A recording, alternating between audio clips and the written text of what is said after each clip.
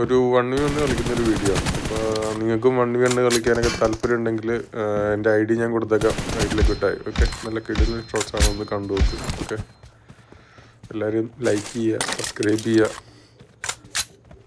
Comment ചെയ്യുക. Okay,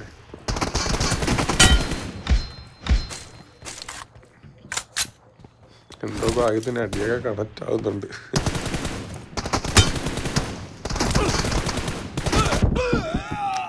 maximum ഓപ്പണിൽ കയറിയാണ് അടിക്കുന്നത്.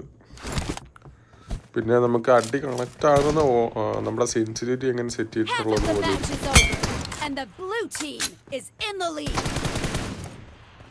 ഞാൻ എന്താണ് എയിം അസിസ്റ്റ് ഓഫ് ചെയ്തിട്ടാണ് കളിക്കുന്നത്.